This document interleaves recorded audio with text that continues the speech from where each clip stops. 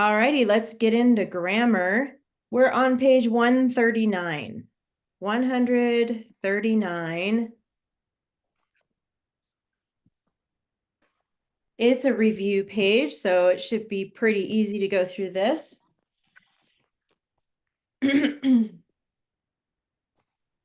Okay, we're talking about, this is page 139. We're talking about strong verb, quality adjective, and ly adverb. And those sound super familiar because they are on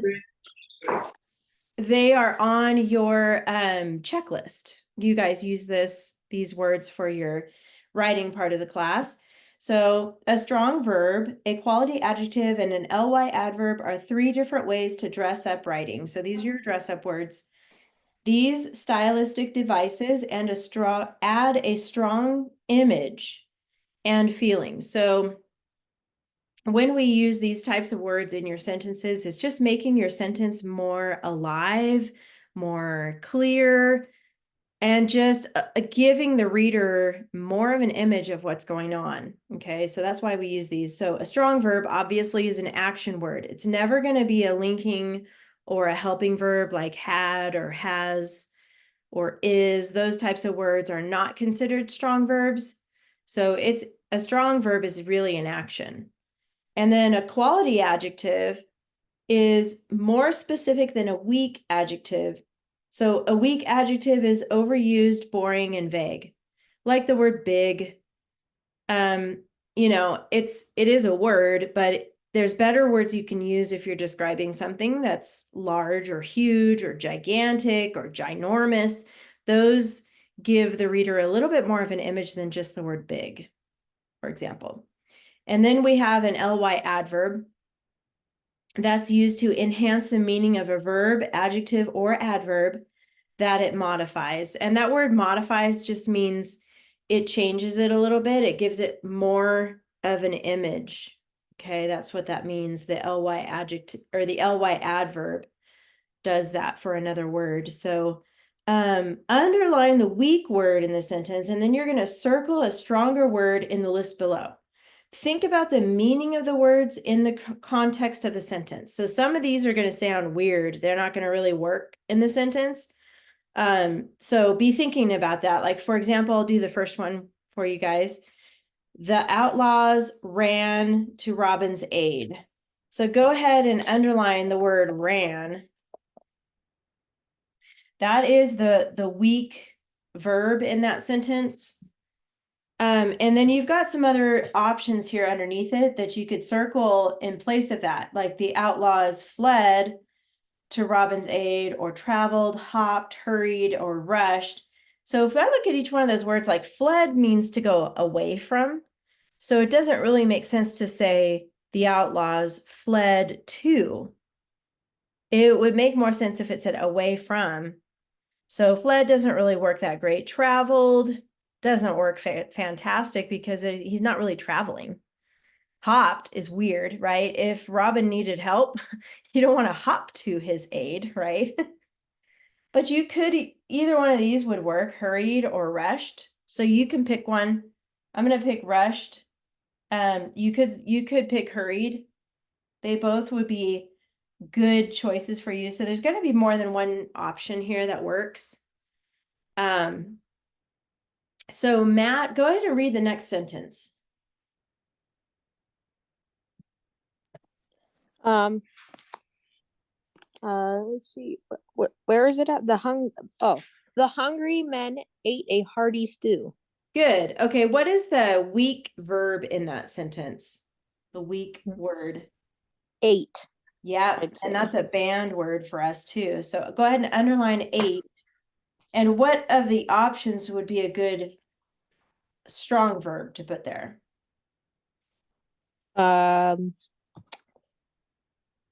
Devoured. Yep, that's a good one. And you wouldn't want to choose nibbled because that wouldn't work, right? That's more like small bites. If they're really hungry, they're going to devour it. I like that. Okay, and then the next one, Alex. The stranger was big. Okay, so this one's not going to be a verb. Which word in that sentence is a weak word? Big. Yeah. So what do you think we could circle in place of that? Huge. Yeah, that would work. You wouldn't really want to use the word roomy. The stranger was roomy. That doesn't sound right. If you're using the word roomy, you're usually talking about like a space, like a room or a car inside, or something that has space, not really talking about a body. Okay, back to Matt. Read the next one. Uh, can you hear me? Yes. Oh, okay, good. Just making sure I'm unmuted. Uh, Robin was a good man. So which word is weak in that sentence? Good. Yeah. What other word could we use instead? Noble. Yeah, I like that. The word delicious would be weird because you don't want to say that about a person. So noble works. So how about the last sentence, Alex? He was awfully wet. Okay. So what would be the weak verb there? Awfully? Yeah, awfully wet doesn't really go well. What's a better one? Mm, probably very. Very would The work. other ones. Yeah. Or noticeably might be a good one too. So there's a couple options there. Very works though. Good. So, and then down there's a little note here if you want to work on your lists at the back of your book. When you come across these types of words, you can add them to a list at the back to use later. It's totally optional though. So, all right, so we're done with that page. Let's see, go on to page 141. And then Matt, go ahead and read the sentence, please. Although the giant moved quickly, Robin's men dragged him to the water. He struggled furiously.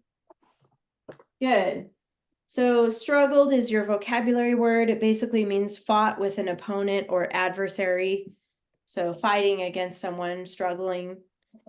Go ahead and put a check mark there. It's a verb. Okay, struggled is a verb. Go ahead and find the two articles and mark those by yourself. And then Alex, when you're ready, help us find the nouns. The giant, Giant, good. water, Yes. and men. Yes. And the pronouns, Matt? Um, he, Good. him. Good. Okay. He and him. Good job. And then adjective, back to Alex. Um, quickly. That one's actually going to be an adverb. So remember, an adjective, it describes a little bit more about the noun. This is kind of tricky because it's missing something. So right here, if you look at the word men, whose men are they? Robins. Yes. And so what's missing there? Do you know? The apostrophe. Good. It should be apostrophe S. That shows ownership when you're talking about a name. So now this becomes an adjective because it's Robin's men. Okay. Back to Matt for the adverbs. We gave you one. Um, uh, moved No, think of ly. There you go. quickly Quickly is one. and furiously. Good. There you go. ADV for adverb. We're going to come back to the prepositional phrases. So let's skip to the adverb clause. That's the Asia word. Remember that? www.asia. So Alex, what clause was the, or where is the adverb clause? Although Good. It starts with although. Where does it end? quickly. Good. Although the giant moved quickly, that is the adverb clause. We'll just put AC right here. And then we have two main clauses. Matt, where are those at?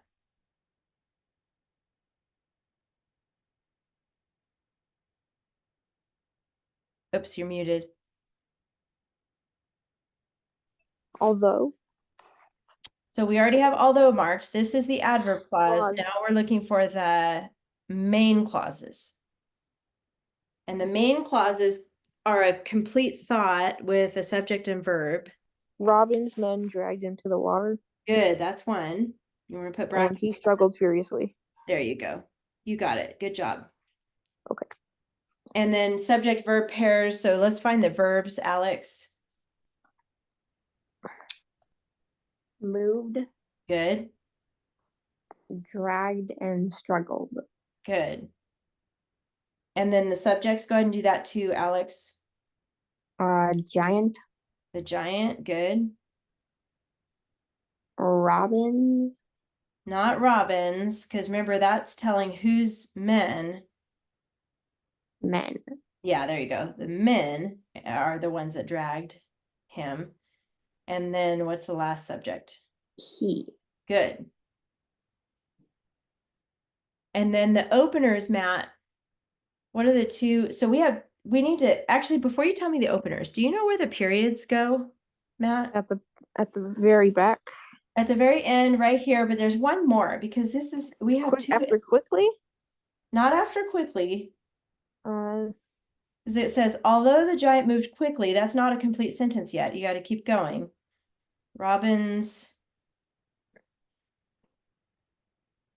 Dragged him to get rid of the comma? Yes, there. dragged him to the water. So take out the comma and you're going to put a period there. Okay. Yeah, it's kind of hard to see that, but I squeezed it in there. Good. So now in light of that, Matt, what kind of an opener is although? A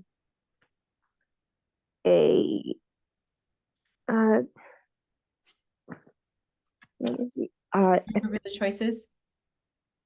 What? Do you remember what the choices are for openers?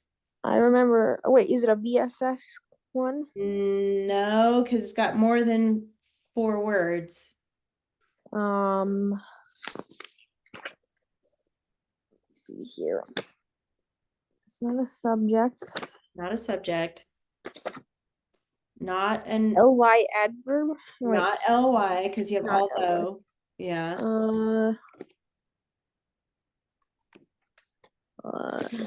It's an adverb clause.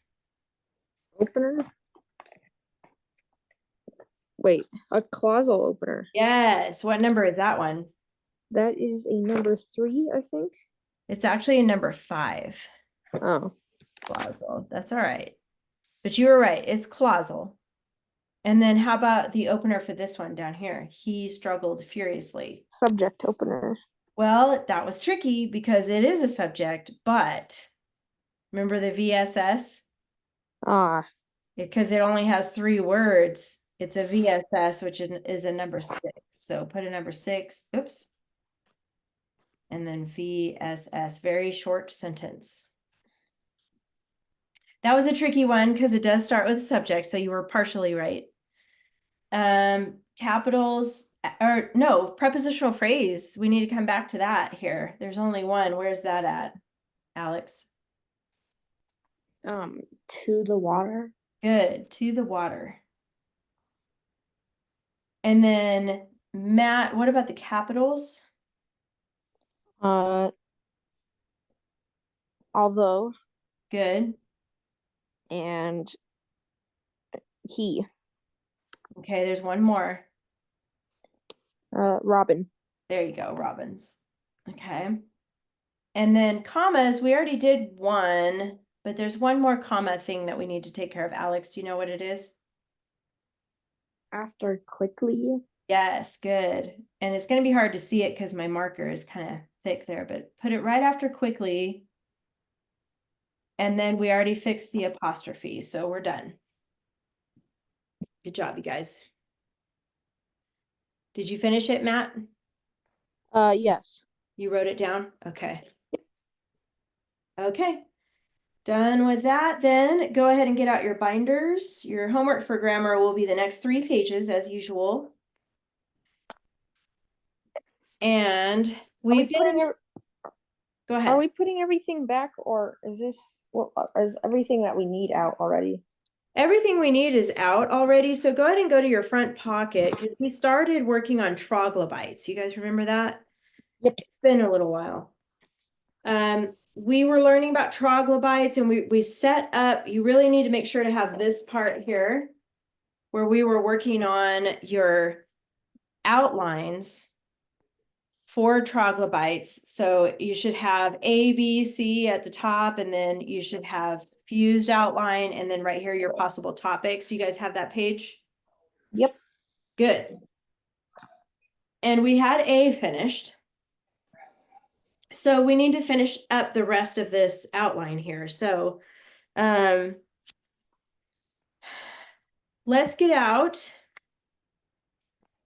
the article B, which would be the second article. I got to get my stuff together here really quick. Article B is on page 131. It says source text B at the top. Because we finished A. And now we're going to look at this one called cave dwellers. By the way, A, just to refresh our memory here, we're talking about the general info, because that was one of the topic choices, was general info, just meaning like an overview of what troglobites are. And so that's what we're talking about for Roman numeral 1. And we have animals, darkness, troglobites, and then we have no eyes, right? We crossed out the eye, whitish, sickly, pinkish, bats, fungi, bacteria, 7,000 species, maybe more. And then caves, darkness, and then no sun here. Okay, so that's a little overview of what we picked out of that article about general info. So the next step under B is going to be to copy that you have by Roman numeral 1, which is troglobites. Go ahead and write that down. Troglobites, general info. Info is short for information, general info. So write that down, Matt, under B next to Roman numeral 1. Okay.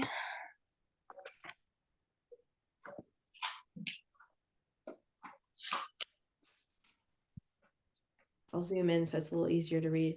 Do you have a pen with you or a pencil? Yep. Okay. Okay, good. Okay, go ahead and write that down. And then the next step is to find the paragraph in source text B that talks about the general information of a troglobite. I'm pretty sure it's the first paragraph. Is that what you guys have too? It's the first one. Okay. And that is on page 131 called Cave Dwellers. Do you have that, Matt, in front of you? Yep. Okay. I can see you're touching your device. So if you can maybe prop it up on something, or because it seems like you're holding it, it might be hard to hold and write at the same time. Maybe if you prop it up on something. That way I can see you. I want to be able to see you actually writing stuff down. Yeah, let me go grab an eraser. Okay.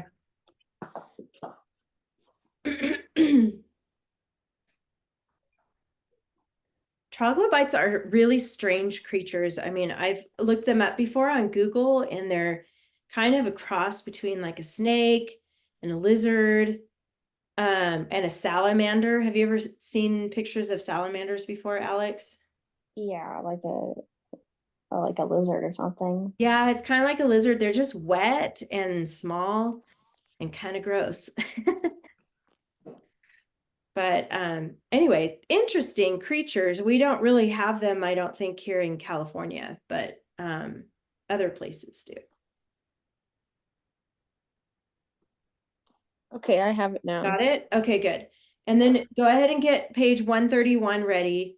And that's going to be cave dwellers. This is source text B because we're focusing on B now. So I'm just going to read that first paragraph. You guys probably remember this, but you're going to, Wait, page 131. yep. Oh, shoot, hang on, something fell out of my book. Okay.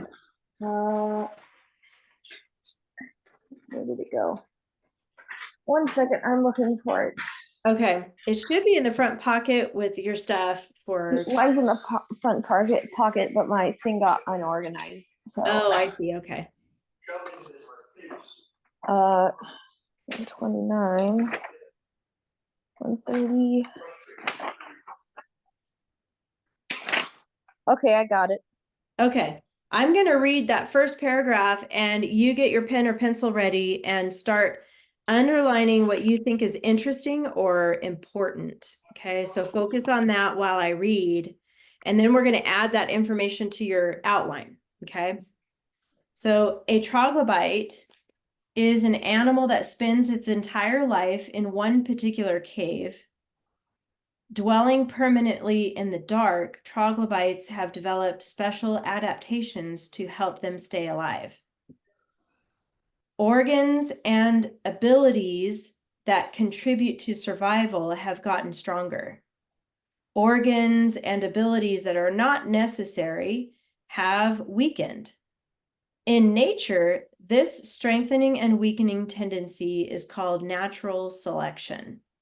Since very little food is available, troglobites' sharp senses, which include smell, taste, and vibration detection, are relentlessly aimed at finding food. Many have poor or no eyesight. In complete darkness or blackness, eyes are useless because eyes require energy, and eyeless cave creature can survive longer on less food than a creature with eyes. Most troglobites are white to pinkish in color, not needing protection from sunlight or camouflage against predators. Life in dark places makes cave animals quite odd. Okay. So that is the paragraph that gives us general information about troglobites. Did you get a chance to underline a couple things in there? Okay, good. So I'll start with Alex. What is something you underlined that was interesting or important in that first paragraph? I underlined particular cave. Okay. Special adaptations and permanently in the dark. Okay. So pick one of those sentences and then we'll try to make it make sense in your outline here. When you said particular cave, that's an interesting fact, because they actually spend their entire life in one cave. It's not like they travel between cave to cave, you know. So we can start there. How could we put that on our outline in 3 words with symbols or pictures or something like that? What do you think?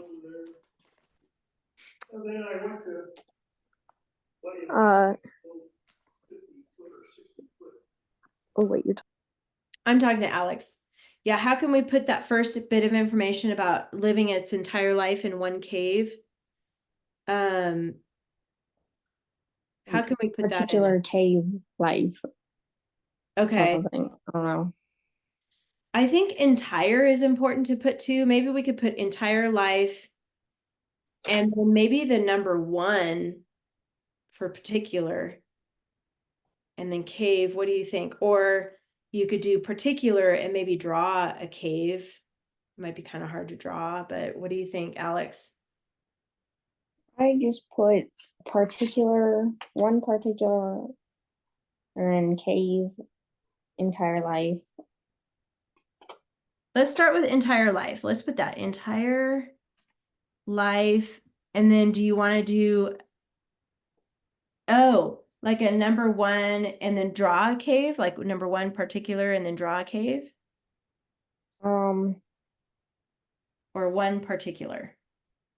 one particular. Okay. We could put C. Maybe we'll remember C is cave. That would be, or you can draw a cave if you know how to draw a cave, which I do not, but I was going to try. If you want to draw one, you can to help you remember that part. Okie doke. How about you, Matt? What's something you underlined in that paragraph? I underlined spends its entire life in one particular cave, Got that. Okay. dwelling permanently in the dark. Okay. Special adaptations help them stay alive. Okay, stop there for a second. So how can we put some of that in our outline for number 2?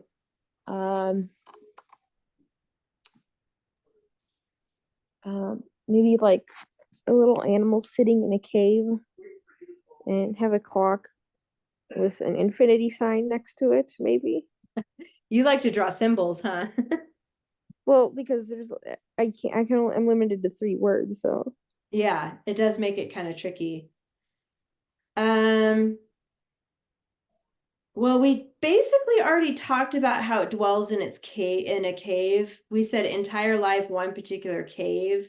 So maybe we could just focus on develop special adaptations. Okay.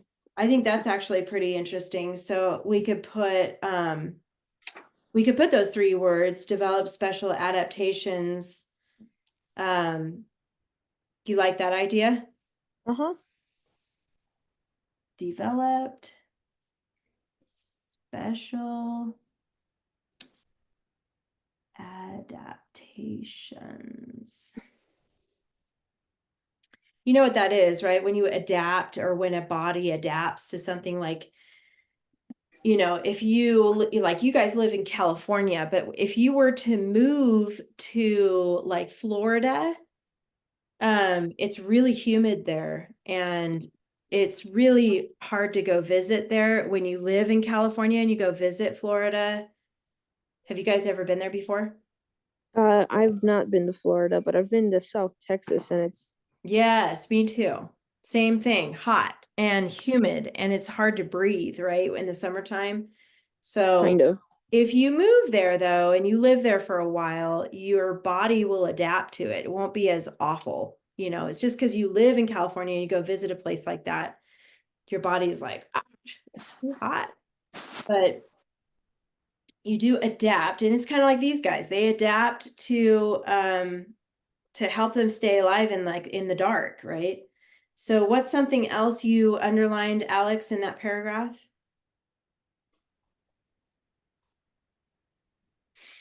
um abilities not necessary weakened. Okay. Abilities. Maybe we could do, instead of not necessary, we could do like an X or something. What do you think, Alex? Yeah. X. Not necessary. Weekend. Good. Not weekend as in Saturday, Sunday, but weekend as in becoming weak, right? And then one more for Matt. What's something else from that paragraph? Um, I have life in the dark, or I have them. They are white and pinkish in color, Okay. and that they live in the dark, Okay. and they're odd.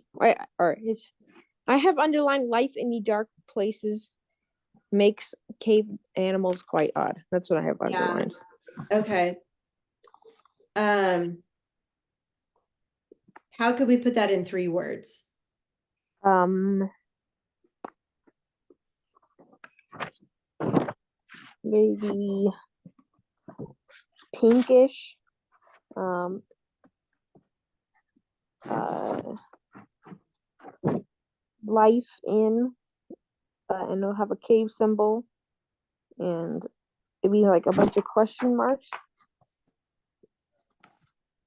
Can you Okay. hear me? Yeah, I can. I'm thinking, I don't know how pinkish fits in with that fact though, because you got two different facts. You're talking about how they're odd, but the other fact is the color. So do you want to talk about, I would pick one or the other. Do you want to talk about the color of these animals or the fact that they're odd? Uh, let's do the color. Okay, so you said white and pinkish, not needing protection from the sun or camouflage against, so they don't need camouflage. So what we could do is put white and pinkish, and then we could do no camouflage. So you could just do like X camouflage. Okay. Camouflage is like those animals that change color to hide, to blend in with their background, you know, wherever they are. You probably already know about that. But these guys don't need that because nobody can even really see them. So they're in the dark, they're in total darkness. So nobody can see them anyway. We have a spot for one more if you have one more to add. If not, we can stop there at 4. Remember, 5 is optional. So do either one of you see anything else in here that you're just like, I really want to put that in the outline? I added another one. What did you add, Alex? Eyes, useless and dark. Useless and dark. Okay. That's just 2 words, but that's okay. Yeah. Oh, No, their eyes, useless and dark. Ah, yes. Okay, I missed that part. Okay, good. All right. Well, let's move on to C because I'd like for you guys to work on C by yourself. So the first step, though, let's go ahead and put up here by Roman numeral 1 our topic, troglobites, comma, general, comma, info. So for this one, for C, it's going to be source text C. I'm going to read it. You're going to underline, but then you're going to fill this out by yourself for number C or for letter C. By the way, this article is 2 pages long. I don't know if we need both pages because I think we're going to just do the first paragraph. This is page 133 called Efforts in Cave Dwelling. Efforts in cave dwelling. Okay, so it should be the first paragraph. Is that what you guys have too for general information? Okay, good. I see that thumbs up. So same thing, get your pen or pencil ready. I'm going to read, you guys underline information that you think is interesting or important, okay? Remarkably adaptive, troglobites have morphed so they can live in deep, dark caves. But troglobites are losers. They lose abilities. This is fine with them. Since eyesight is not helpful to them, for example, many troglobites are blind. Because of blindness, attractive coloration does not benefit cave animals' courtship. And courtship is when the males are attracted to the females. Okay, that's what courtship is. And you know, in the bird kingdom, birds, especially female birds and male birds, it's interesting. The male birds typically are prettier than the female birds, and then they open up their feathers and they do, you know, funny little dances and stuff. And it's kind of like this courtship. It's like they're flirting with each other. But obviously, when they're blind, there's not a whole lot they can do to flirt with each other, right? So they don't court. It does say that it does not benefit the animal's courtship. Okay, they cannot see each other. What troglobites have lost, however, they make up for with adaptations such as feelers or fins, longer antennae or legs, or vibration detection. Enabling them to live without much food, the unusual organs and abilities of troglobites probably have changed over thousands of generations. This process is known as natural selection. Animals that are currently known to be troglodytic include cave fish, cave crayfish, and shrimp. Various other cave crustaceans, one reptile, some cave salamanders, and insects. So they're giving you some examples of different troglodytes. Okay, so now I'm just going to give you guys a couple minutes to look at what you underlined in that paragraph and start transferring some keywords here under C from that paragraph that you just read. Okay, so I'm going to give you a few minutes to work by yourself and let me know if you have any questions, okay?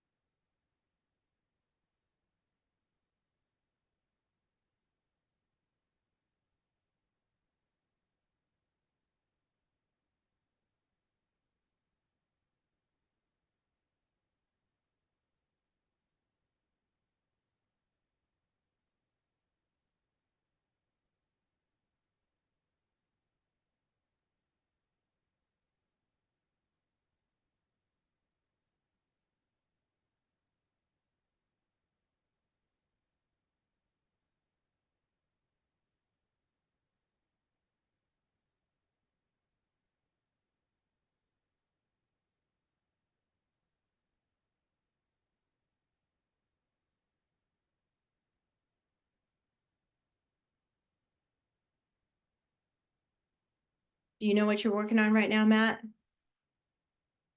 Yeah? You're muted. I can't hear you. I'm sorry, I said I was done. Okay, you already filled in all of these? Yep. Okay, what did you put for number 1? Troglodytes, losers, blind, Okay, stop there. So for number 1, you put troglodytes, losers, blind, mm-hmm. or just troglodytes and losers? Troglodytes and losers. Okay, that's good for number 1, troglodytes and losers. What did they lose? Eyesight. I should Okay. probably include that. Yeah, I would add eyesight right there. Or the other thing it said was abilities. They're losers. They lose abilities. So you could either put eyesight or abilities there. And then what did you put for number 2? Blind, color unimportant. Blind, color unimportant. Uh-huh. Okay. For 3, I have natural selection. Or 4. Or no, that's 3. 3, natural selection. And do you have a third word there too? No. Okay, let's look at that sentence really quick. Let me see where it's at.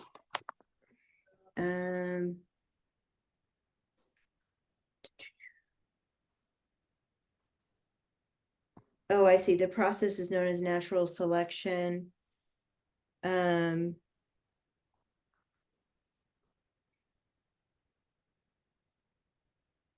see. It's talking about how the organs are unusual and the abilities have changed over generations. Yeah.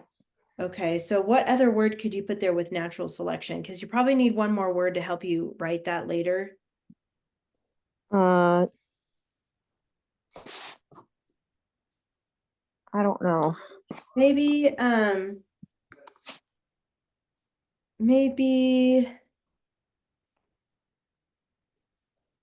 process. This process is known as natural selection. That's a tricky one because it's going to be kind of random if you put it in the middle, but I would add the word process with it. So you have natural selection process. Mhm. And what did you put for number 4? I have cave fish, crayfish, shrimp, various other crustaceans. Did you draw some of those or something? Yeah. Because Right. you can only use 3 words, so. Yeah. Oh, okay. So what are the actual words you picked from that? I have I put shrimp, cavefish, and I tried to draw a crayfish kind of. Okay. Okay. How about you, Alex? Or did you have a number 5 too, Matt, or just 4? I just have 4. You just have 4. How about you, Alex? How many do you have? I only have 4. You have 4? Okay, what did you have? Go ahead and read yours off to me too. I have lose abilities and eyesight Okay. for number 1. And then for number 2, I have adaptations, vibration detection, Okay. and then live without food, Okay. and then troglodytes change generations, Okay. and that's it. And that's it. Okay, good. You guys did good with that. Okay, here's the next step is filling in your fused outline. So we're going to start with troglodytes. And I know we're talking about general info. So before you write general info on here, though, you don't want to use that in a sentence because that would be kind of weird to say troglodytes have general info or general information, right? So you want to actually try to think of a way to put an overview of what these creatures are. They're animals, right? And sometimes they refer to them as creatures, cave dwelling. So any of those words would be a good thing to put here as the first sentence to introduce the topic. We need the word troglodytes, but maybe we could do a C for cave and then dwelling and then creatures. How about that? We could say troglodytes, sea-dwelling creatures. Oh, sorry. That would be a good first sentence of your paragraph because you don't want to just randomly go into some random thought or fact to start off your paragraph. This could be turned into troglodytes are cave-dwelling creatures that live in blackness or something like that. You can make it into a nice sentence to open your paragraph with. And then from here, 1 through 6 is required. 7 is optional. This is where I'm going to give you a minute to look above here at A, B, and C and start copying information, those facts, down below. I recommend this. We're going to start with the first one. I'm going to recommend this. If you look over here on A, and you see number 4 here, we have 7,000 species, maybe more. That would be an interesting thing to start off with, okay? And then we can go into their characteristics, their traits, their abilities, things like that. But I think this fact here, there are 7,000 species and maybe more. Go ahead and copy right here under A4. Put that over here under 1, okay? So we can put 7,000 species, maybe, oops, maybe that's a Y there, more, okay? That's what I recommend to start with. From here, you can move into look at each one, A, B, and C. It does not have to go all A, all B, all C together. You can cherry pick, which means you can take one from A, one from C, then one from B, one from C again. Go ahead and look at all of the facts you have written down and copy them down here. And let me know when you're finished with that. Let me know if you have any questions too.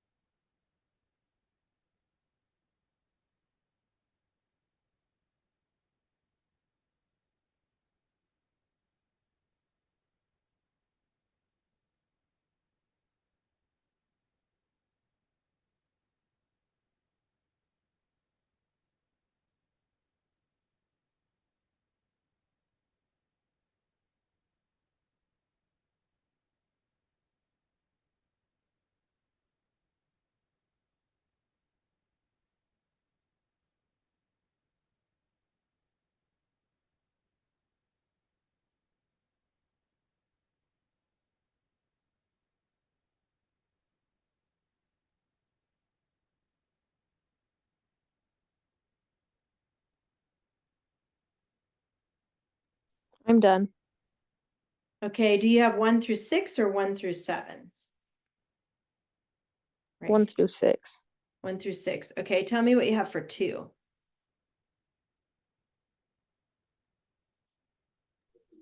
I have entire life dark. And for number 3, I have bats, fungi, bacteria. Okay, 4, I have blind, pinkish, whitish. okay, For 5, I have natural selection. Um, colors unimportant. Or I like have like a rainbow okay. and Oh, like for unimportant. the word colors, you have like a rainbow? Yeah. Okay, And developed special adaptations for number 6. okay, good. What were the special adaptations? Do you remember? I think maybe for 7, maybe you should add, just so that when you finish out your paragraph, it flows. So do you remember back with that adaptations one? I think that was in B. What were some of those adaptations? Um, they like use like echolocation and stuff like that. Yeah, I don't think it said echolocation, but it did say vibration Vibrations detection. or something. Yeah, that would be an interesting thing to add as far as their adaptation. So for number 7 down here, I would add vibration detection, and that helps them to find their food, right? So maybe vibration detection food for number 7 for you, Matt. Okay. I know we're adding an extra detail in there, but I think it'll flow better if you have how they adapted. I added it. Good. Okay. And Alex, are you finished with yours? Yeah. Can you tell me what you have for 2, 3, 4, 5, 6? I have lose abilities and eyesight. Okay. Then I have bats, fungi, and bacteria. Okay. And then abilities necessary weakened. Okay. And then adaptations special stay alive. And then T troglodytes changed generations. Okay, good. That sounds good. So from here, this is now, you guys know, you're going to use this outline only, the fused only, to write your first paragraph of your report on troglodytes. So I want you to look next at the checklist. Okay, so that's on page 139. So go ahead and get that out real quick. We need to look at this together. And let me just remind you that this is how I grade your homework. So if you're missing anything on the checklist, I take off points for that. So just to remind you, make sure you have this with you when you're writing your paragraph, and make sure you include everything that's on here. Okay. You're only going to do the first paragraph. So you need to have like some of these things on top, like the title, you're not going to worry about that yet because you have to wait till you're done before you do that. But everything else, topic clincher, making sure it's double spaced, making sure your name's on it. And then all of these dress ups in the first paragraph here are still the same. You guys just finished your report before we took a break on the coconut crabs. And you had the same 6 dress ups. You're going to use those again. But look down here for sentence openers. We do have the prepositional opener again. And I wanted to review that with you really quick, what that is and how to mark it on your paper. Hopefully in your stack. Oh, I said again, but this is new. I think this is new for you guys. I don't think you had to do it for coconut crabs. So look at this page with me. This is page 137. It's kind of a tan yellow page. Do you guys both have that page? Alex? You have it. Okay. Do you have a question? Yeah. Do we have to put 2 preposition things? No, just one. One in each paragraph. And you're only writing one paragraph this week, so you're going to only have one. Does that make sense? And then when you do the second paragraph, Later, that one's going to have one, and then the third paragraph will have one. So it's just one per paragraph. But the number 2 right here, that's how you label it. Okay, that's how you identify the opener. You know how when we do our grammar, you usually put a 2 and you circle it, we write preposition next to it when it's a prepositional opener. When you're using one of these in your writing, you're going to use a bracket. It's on your keyboard. It's a bracket, it's a square bracket with a number 2 inside of it. So for example, look at this page here, page 137. I don't think we went through this yet, so this might be new for you, but it's called the number 2 prepositional opener. The prepositional opener is a prepositional phrase placed at the beginning of a sentence. So the very first word of this sentence has to be a preposition. And you'll see here a couple of examples, and you see how it has the brackets with the 2 right here. And then it says, despite a lengthy childhood sickness, Teddy Roosevelt enjoyed a life of activity and adventure. Are you watching, Matthew? Do you have this page with you? This is page 137. Do you have that in front of you? Oh, somebody's in there. Sorry. That's all right. Just want to make sure you knew where we were at. That word despite is actually a preposition. And look at this list down below. It's kind of nice. They gave you a whole list of all the prepositions. This is the preposition list. It's alphabetical. And if you look under the D's, which is right about here in the middle of the second column, you'll see the word despite. That is a preposition, and that's how they started this sentence. So basically what you're going to do is use one of these words down here in this list as a first word to one of your sentences in your paragraph. And you're going to label it with a bracket around a 2, like that. And the second example says, in 1901, Teddy Roosevelt became the youngest president in the nation's history. That word in, see if you can find it in the list down below. Give me a thumbs up if you see the word in the list down below. Okay, good. It's under the I's, so it's like toward the bottom of the second column right here, in. So it's there. That means it's a preposition, and when you use it as the first word, that's a prepositional opener. Okay, and it says a few instructions here. A prepositional phrase begins with a preposition and contains at least 2 words. A prepositional phrase ends with a noun. A prepositional phrase never contains a verb. You guys know that from marking it in your grammar books. There might be other words between the preposition and the noun, but there's never a verb in the prepositional phrase. And then number 3, to indicate that a sentence begins with a prepositional opener, label it with a 2, and it says in the left margin, but ignore that. Place a 2 with the brackets right before the sentence. That's how I want you to label it, okay? And then here, a comma. If the prepositional phrase has 5 words or more, follow it with a comma. A comma is optional, but usually not recommended with shorter phrases. Okay, and I just want to show you really quick an example. Let's see, let me check the time. Oh, we're good. This is a paper not from one of my students, but an example from a different teacher. But you're going to see here, look how big this paragraph is.